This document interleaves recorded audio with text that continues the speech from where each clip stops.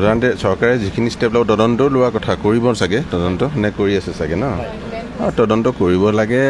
গোটেইখিনি বিচাৰি ওলাব লাগে এইটো অকল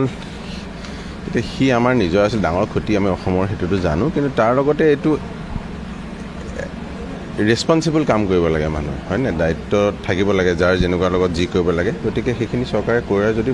বৰ ভাল পাম আৰু কৰিছেই চাগে ষ্টেপ লৈ হ'বই লাগে আৰু তদন্ত সোনকালে হ'ব লাগে পুৰণা কিছুমান প্ৰডিউচাৰ আগৰ দিনত এইবোৰ নিয়ম নাছিল ন আমাৰ ইমোশ্যনছ জুবিন গাৰ্গ আমাৰ বিপ্লৱ নহয় ফাৰ্ষ্ট আমাৰ ইমোশ্যনছ হয় জুবিন গাৰ্গে ন্যায় নাই পোৱা আৰে আহি থকা দিনত মুখ্যমন্ত্ৰীও ন্যায় নাপাব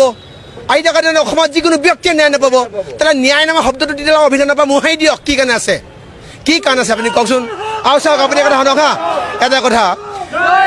এওঁলোকে এই অকণমান 10 ছেকেণ্ড 20 ছেকেণ্ড যে ভিডিঅ' ক্লিপবিলাক দি আছে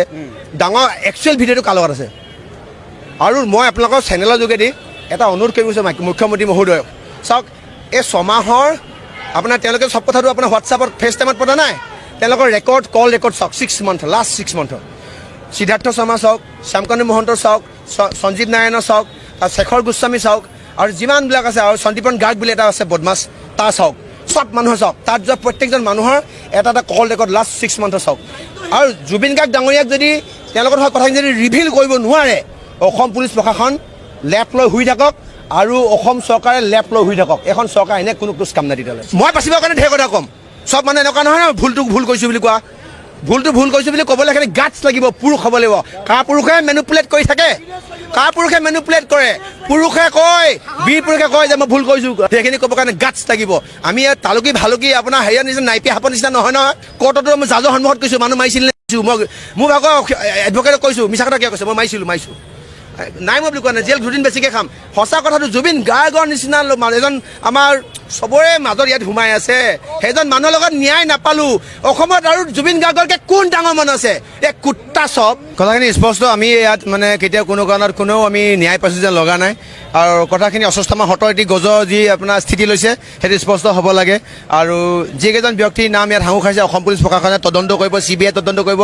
CID তদন্ত কৰিব NIA তদন্ত কৰিব ইয়াত এনেকৈ তেওঁলোকৰ সন্মুখত তদন্তকাৰীৰ সন্মুখত এনেকৈ কথাবিলাক ক'ব কোনটো সত্য কোনটো অসত্য তাত আপোনাৰ প্ৰমাণ হ'ব আৰু দৰকাৰ হ'লে লাই ডিটেক্টৰ লগাব লাগে আৰু ফেষ্টিভেল মহন্ত এই মুহূৰ্তলৈকে যে পলাই আছে এইটো ইয়াতকৈ ডাঙৰ আৰু চৰম একো কথা হ'ব নোৱাৰে তেওঁলোকৰ যদি সাহস যদি আছিলে যদি গাটছ থাকিলেহেঁতেন জুবিন গাৰ্গ ডাঙৰীয়াক যদি মানে বেপাৰৰ যদি স্বাৰ্থ যদি ব্যৱহাৰ নকৰিলেহেঁতেন তেওঁলোকে মুকলিকৈ আহি পেলাই কল আহিহেঁতেন যে এইখিনি ঘটনা এইখিনি পৰিঘটনা এতিয়ালৈকে কথাখিনি জলপট হোৱা নাই প্ৰমাণিত হোৱা নাই আৰু স্ক্ৰীনশ্বটখিনি দেখি পেলাই আমি গম পাইছোঁ যে ই কোনো দুৰ্ঘটনা নহয় ই পৰিকল্পিত হত্যাকাণ্ড তেওঁলোকে প্ৰেছ মিট দিছে ইয়াত আকৌ স্ক্ৰীনখনত দেখাই আছে মানুহবোৰ এনেই উত্তেজিত হৈছে এই স্ক্ৰীনখন দেখাই দিলে কি দৰকাৰ বাৰু হা আৰু বন্ধ কৰিবলৈ কৈছে বন্ধ কৰিব লাগে যি কথা ক'বলৈ আছে পুলিচৰ আগত ক'ব যি কথা ক'বলৈ আছে CBI আগত ক'ব গতিকে সেইটো কাৰণে অসম পুলিচক হাতযোৰ কৰিছে যে বন্ধ কৰাই দিয়ক আইন সকলোৰ কাৰণে সমান হ'ব লাগে একে হ'ব লাগে আইন সকলোৰ কাৰণে সমান হ'ব লাগে জুবিন গাৰ্গ ডাঙৰীয়া নিচিনা এজন মানুহ আজি ভাবি চাওকচোন জুবিন গাৰ্গৰ নিচিনা মানুহজনৰ নাইকিয়া হৈ গুচি গ'ল ন্যায়ৰ কাৰণে আমি চিঞৰিবলগীয়া হৈছে জুবিন গাৰ্গৰ কাৰণে আৰু অসমত কিবা বাকী থাকিলে নেকি কওকচোন আপুনি বাকী থাকিলে জানো জুবিন গাৰ্গৰ কাৰণে আমি চিঞৰিবলগীয়া হৈছে ৰাজপথত আহি যে জুবিন গাৰ্গক ন্যায় লাগে তাত জুবিন গাৰ্গৰ কাৰণে ন্যায়ৰ কাৰণে চিঞৰিব লাগে নেকি কওকচোন এইটো প্ৰাথমিক আৰু প্ৰাৰম্ভিক দায়িত্ব হয় নে নহয় অসম পুলিচ DGP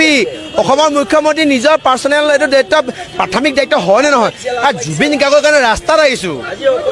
কাৰ কাৰণে ৰাস্তাত আহিছিলোঁ কাৰ আন্দোলনৰ কাৰণে ৰাস্তাত আহিছিলোঁ ক'বলগীয়া একো নাছিলে